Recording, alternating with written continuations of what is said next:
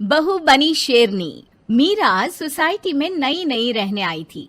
एक रोज उसकी पड़ोसन कहती है, हाय, मेरा नाम तमन्ना है, मैं पास के घर में रहती हूँ। आप नई आई हैं तो सोचा मिलाऊं।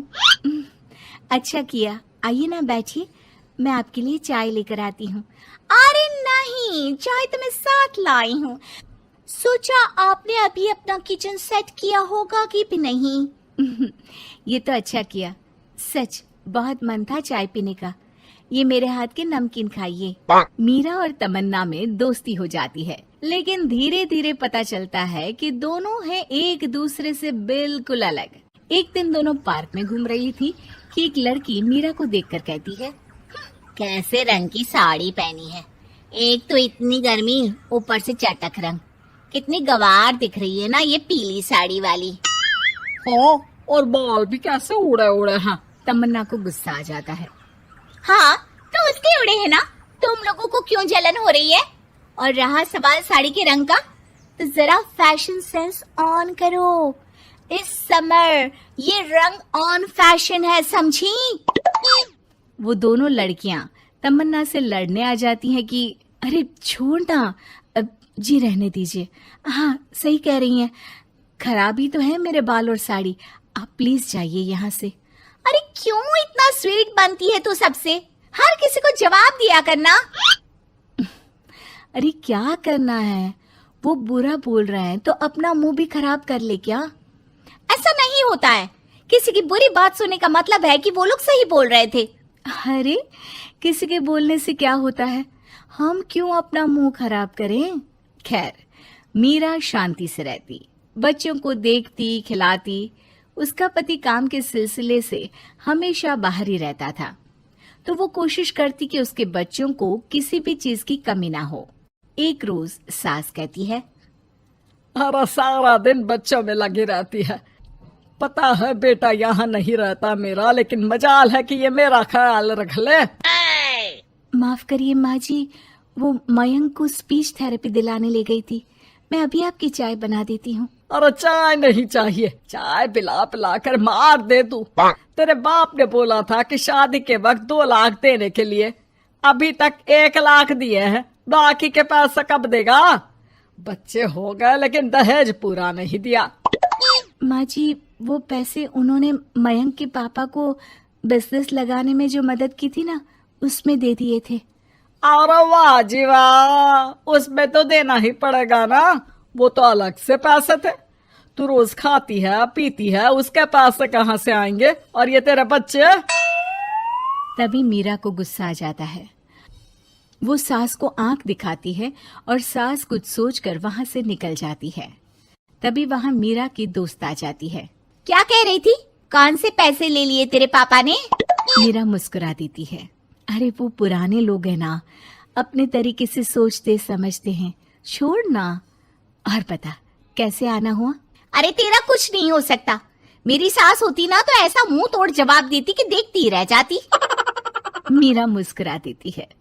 मीरा सारा दिन घर का काम करती, शाम को तमन्ना के साथ अपने बच्चों को लेकर पार्क में जाती, जहां दोनों के बच्चे मिलजुल कर खेलते। अच्छा तमन्ना, मैं कुछ दिन बिजी रहूंगी, हस्बैंड आ रहे हैं ना, तो अगर मैं ना आ सकूं तो तुम आ जाना बिना कुछ सोचे। मीरा घर आ जाती है, जहां पति पहले से ही मौजूद होता है। तो मोहतरमा, वक्त मिल गया पति के लिए? अरे आप तो कल आने वाले थे ना? हाँ, लेकिन सरप्राइज देने की सोचा तुमको। कहाँ गए थे बच्चों के साथ? अरे बस पार्क तक गई थी, बच्चों को खिलाने के लिए। वैसे अगर आपने सरप्राइज नहीं दिया होता तो मैं कुछ स्पेशल बनाती आपके लिए। अरे तुम्हारे हाथ की तो सिंपल दाल भी स्पेशल होती है। कुछ भी बना लो मीरा। मीरा का पति उससे बहुत प्यार करता था, वो उसे समझता था, लेकिन कभी कभी उस पर गुस्सा भी हो जाता था। अरे घर पर कोई है? कहाँ है मीरा? तभी तमन्ना के कान में मीरा के पति की आवाज आती है। यार बच्चे बच्चे, हमेशा तुम्हारा ध्यान बच्चों पर रहता है। चलो ठीक भी है, लेकिन मेरा भी तो सोचो।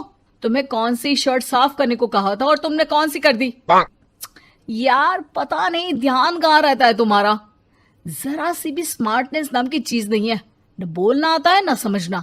मुझे आपने सफेद शर्ट साफ करने को कहा था, ये सफेद ही तो है।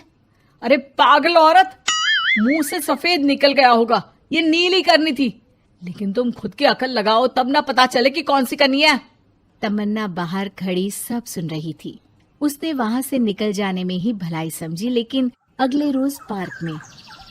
देखो, मुझे गलत मत समझना, मैं ये नहीं कह रही हूँ कि तुम अपने पति से लड़ो या उसका मुंह तोड़ दो, लेकिन अपनी बात रखना तो सीखो। जमाना ऐसा नहीं है कि कोई किसी को कुछ भी सुना दे और अगला चुप रहे। चुप रहना ठीक है, लेकिन एक लेवल तक।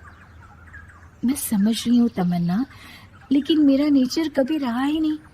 हाँ, मुझे भी गुस्सा आ जाता है, लगता है गलती कहाँ है, पर समझ में ही नहीं आता कि बोलूं क्या। खैर, बात आई गई हो जाती है। एक दिन मीरा के घर में बैठ तमन्ना और मीरा चाय पी रहे होते हैं कि वहां मीरा का बेटा रोते हुए आता है। मीरा घबरा जाती है। क्या हुआ बेटा? बेटे का रो रो कर बुरा हाल होता है। वो सिसकियां भर रहा होता है। क्या हुआ बेटा, कुछ तो बताओ। तभी पीछे से मीरा की बेटी भी आ जाती है। क्या हुआ भाई को बेटा? माँ, नीचे एक अंकल ने उसकी हंसी उड़ाई, उसे तोतला बोला। मीरा को बेटी की बात सुनकर गुस्सा आ जाता है। वो दौड़कर पार्क में बेटी के साथ जाती है। तमन्ना भी मीरा के पीछे जाती है। कौन थे अंकल? हाँ, वो लाल शर्ट वाले। क्या आपने मेरे बेटे को तोतला बोला? हाँ, क्योंकि वो तोतला रहा था। तोतला कहेगा। मीरा गुस्से से लाल हो जाती है और जोर जोर से चिल्लाने लगती है। मजाक समझा है क्या? किसी बच्चे के तोतलेपन को दूर करने के लिए माँ कितनी मेहनत करती है। मैं रोज उसे सबके सामने बोलने के लिए प्रेरित करती हूँ। बड़ी मुश्किल से मेरे बेटे ने बोलना सीखा है, उसे भी चुप करा दिया आपने। क्यों? मुझे माफ कर दीजिए। आपका बच्चा होता तो क्या उसका भी आप ऐसे ही मजाक उड़ाते? देख लीजिए मिस्टर, साफ बता दे रही हूँ, भूल से भी मेरे बच्चों का मजाक उड़ाने की कोशिश की तो बहुत ज्यादा बुरा हो जाएगा। तमन्ना दूर खड़ी मीरा का ये रूप देख रही होती है। वो समझ जाती है कि एक औरत के अंदर की शेरनी तभी जगती है जब उसके बच्चे को कुछ कहा जाए।